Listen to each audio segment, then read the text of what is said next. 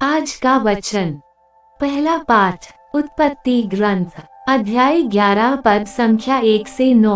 समस्त पृथ्वी पर एक ही भाषा और एक ही बोली थी।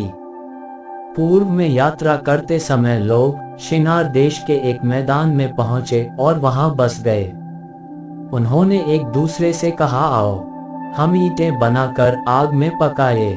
वे पत्थर के लिए ईंट और गारे के लिए डामर काम में लाते थे। फिर वे बोले, आओ हम अपने लिए एक शहर बना लें और एक ऐसी मीनार जिसका शिखर स्वर्ग तक पहुँचे। हम अपने लिए नाम कमा लें जिससे हम सारी पृथ्वी पर बिखर न जाएं। तब ईश्वर उतरकर वह शहर और वह मीनार देखने आया जिन्हें मनुष्य बना रहे थे, और उसने कहा, वे सब एक ही भाषा बोलते हैं। ये तो उनके कार्यों का आरंभ मात्र है।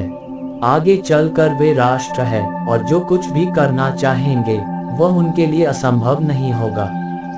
इसलिए हम उतरकर उनकी भाषा में ऐसी उलझन पैदा करें कि वे दूसरे को न समझ पाएं। इस प्रकार ईश्वर ने उन्हें वहां से सारी पृथ्वी पर बिखेरा और उन्होंने अपने शहर का निर्माण अधूरा छोड़ दिया।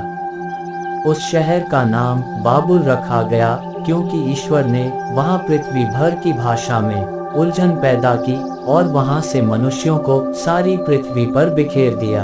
यह प्रभु की वाणी है। सुसमाचार संत मार्कुस अध्याय 8 पद संख्या 34 से 38। ईसा ने अपने शिष्यों के अतिरिक्त अन्य लोगों को भी अपने पास बुलाकर कहा, जो मेरा अनुसरण करना चाहता है वह आत्मत्याग करे और अपना क्रूस उठाकर मेरे पीछे हो ले। क्योंकि जो अपना जीवन सुरक्षित रखना चाहता है वह उसे खो देगा, और जो मेरे तथा सुसमाचार के कारण अपना जीवन खो देता है वह उसे सुरक्षित रखेगा। मनुष्य को इससे क्या लाभ यदि वह सारा संसार तो प्राप्त कर ले लेकिन अपना जीवन ही गंवा दे। अपने जीवन के बदले मनुष्य दे ही क्या सकता है।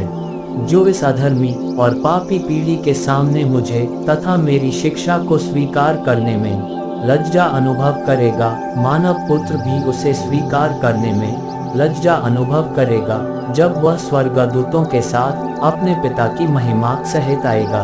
यह प्रभु का पवित्र सुसमाचार है। आमीन। आज का चिंतन। आज समाज में अपनी पहचान बनाने की होड़ लगी है। लोग इसके लिए किसी भी हद तक जाने को तैयार हैं। बहुधा इस पहचान की प्रतिस्पर्धा में अनैतिक तरीकों का प्रयोग किया जाता है जो उनकी आत्मिक शांति ही छीन लेती है। आज के पहले पाठ में लोगों की भी यही मंशा है। वे अपने लिए नाम कमाना चाहते हैं, पर यीशु आज कहते हैं, जो अपना जीवन सुरक्षित रखना चाहता है वो उसे खो देगा, और जो मेरे सुसमाचार के कारण अपना जीवन खो देता है वो उसे सुरक्षित रखेगा। इस तरह वे हमें सामाजिक सुकर्मों के लिए प्रेरित करते हैं।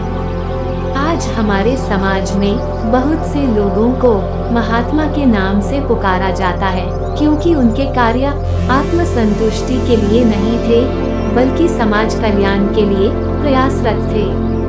आज हम भी दूसरे के लिए कुछ भलाई का कार्य करें जो सुसमाचार का प्रचार होगा। आमीन।